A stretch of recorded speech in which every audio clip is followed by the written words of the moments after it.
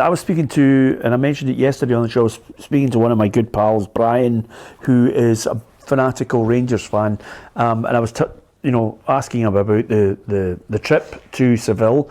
It was great for him because he could take his two daughters, had a brilliant time.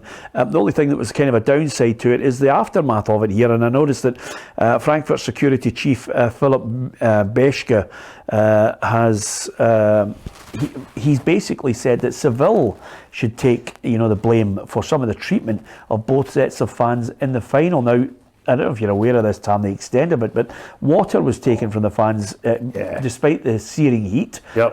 They're obviously going into the stadium. The water was taken off them.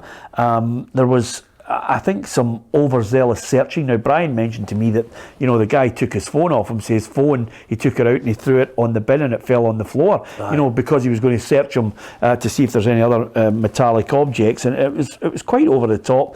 People lost earpods, battery packs were taken off them, they couldn't get them retrieved, so people were running out of battery.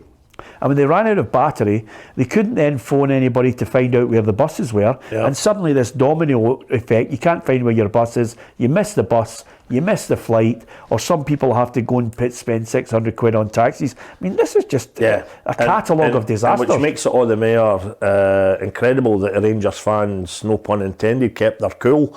Because, famously, the reports, no arrests, absolutely brilliant. You're in 35 degree heat, you're getting rattled by the folk who are purportedly organising the fans' entrance into the stadium. But yeah, we had another big Rangers fan, Kat Shearer, former BBC newsreader. Yeah. Is she a Rangers fan? She's a big Rangers fan. Well, she was at the BBC. I didn't know that. No, she was Shots Bonnecord when she was at the BBC. We still laugh about it every time I see Kat. Is that a trait? You must have been the only man, along with Cosgrove, who just said, well, we're declaring ourselves as Motherwell and St Johnstone because we're not going to get any flack. You know what? Wait a minute, I take that back. I'm being slightly over the top here. You and Cosgrove, and also the 35 broadcasters who declared themselves Aberdeen fans. So they would be Liam McLeod, Richard Gordon, Molly Miller, club legend, Rob McLean. Well, I think Rob was always more Keith. Oh, I think was he no? No, you kidding me? Oh, well. Does he work for Keith TV? But no. But Kat Shearer, Rangers fan, she was out there with her husband, and she gave us a first-hand account of some of the stuff went on. It was awful. The dehydration, we're having a laugh about that because, of course, you were dehydrated. You had 3 days on the bevy. You could get the local fire service in to just put a hose in your mouth and you still wouldn't have been sorted. But no, it was awful. Couldn't get any water. It was absolutely blistering. And then Kat was saying as well that couldn't have been nice for anybody out there because of the situation with the toilets. There still remains a difference in the queuing system, if you like, between the gents and the females at a football ground, because it's primarily absolutely packed out in the guys' toilet. But Kat was saying, that there was guys just bringing in to the ladies' toilet as well. A, looking to use the toilet because their facilities were poor, and B, just looking to get their mouth to the taps in the sink just to get a drink. They were so thirsty. That's all well and good, but one of my mates, Colin, who was a Rangers fan, said he didn't know where the tank was and where that water was coming from. Right. It's not the same as here in Spain as far as fresh drinking water. So suddenly Rangers fans were being forced into a situation where you didn't know what you were drinking. And of course, I've got a few people on here. We are all aware of the social media jokes, but as far as anything else is concerned, when you are thirsty like that, dehydrated, and they turn the taps off, I think the whole thing was bang out of order. Somebody at Seville made that decision. Absolutely. So I think there's got to be a long look at this. Can you imagine, there's the worst side of it. You say there was folk drinking water and they don't know exactly where it had come from. Yeah. And then you have to sit on a flight for 3 hours? Yeah, yeah, absolutely. Absolutely. I think something has to be done about it. I think UEFA I am all for, and I think Jose Mourinho made a very good point. Listen, you can't just keep giving finals to the rich clubs in the rich countries.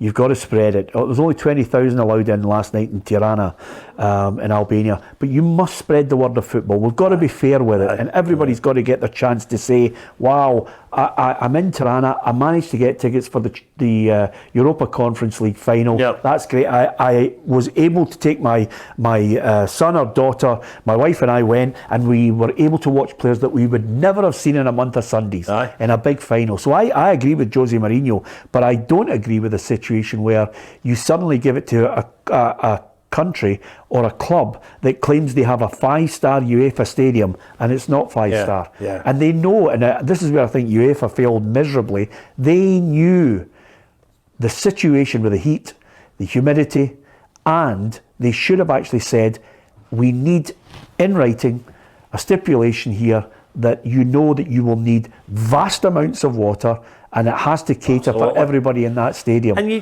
know, at the very least, you should have folk going around the perimeter of the pitch and just, you know, chucking bottles of water. And I always go back to, I don't know if you've ever done the cracking bus tour how to do in New York City, which is amazing, right? Yeah. And at one point when they take you up to Harlem, they've done that there. I remember vividly sitting absolutely baking, dying of thirst on the top deck of the big one of the big open top city buses. And what happened is you went through Harlem and it was quite a sight. You were getting kids and everybody coming out with ice cold bottles of water, and they were throwing them up to the top of the bus. Is that right? And you, of course, were chucking down like $5 and that, you know. Great system. I'll give you better than that. When I was running the New York Marathon, when you were going through... what? No, wait a minute. You've already said you've got two pals that are Rangers fans. I was willing to buy that one, but no that you're out running marathons. When I ran the New York Marathon, when you go through the boroughs, you go through the 5... You do it on the bus, the same bus I was on. Same bus. Once I got to the 10 miles, but they hose you. All right. So you can round and they've got the water hose out, and you can get drinks everywhere. New York's one of the best marathons in the world, but the people are out there, and when you're going through and it's hot, there's nothing better than somebody hosing you down. No, it's terrible, but you know what? It's unfair, I think, in the city of Seville. Because like yourself, I had a couple of pals that were out there, including Cat Shearer, and they loved their trip. Yeah. They loved the city. They loved the kind of the cafes, the bars, the restaurants. But it's appalling that the folk at the stadium, at the club, couldn't provide what was essential for the supporters, who, bear in mind, the other thing, Peter, you know, I mean, what was, let's say, a top dollar ticket at that game? Let's say £10,000. That figure had been bandied about, right? Can you imagine? I was at the theatre last night, right? When you start talking about maybe the Roma game, I'll start talking about the theatre, because I've got no inkling of what happened in the game. But if I'd have gone to the theatre last night, having paid 10 grand for my ticket, I would be expecting, you know, the absolute top end when it comes to facilities and everything. I wouldn't be expecting to be running into a ladies' toilet and putting my mouth to a hot water tap because I was desperate for a drink. That is absolutely beyond the pale.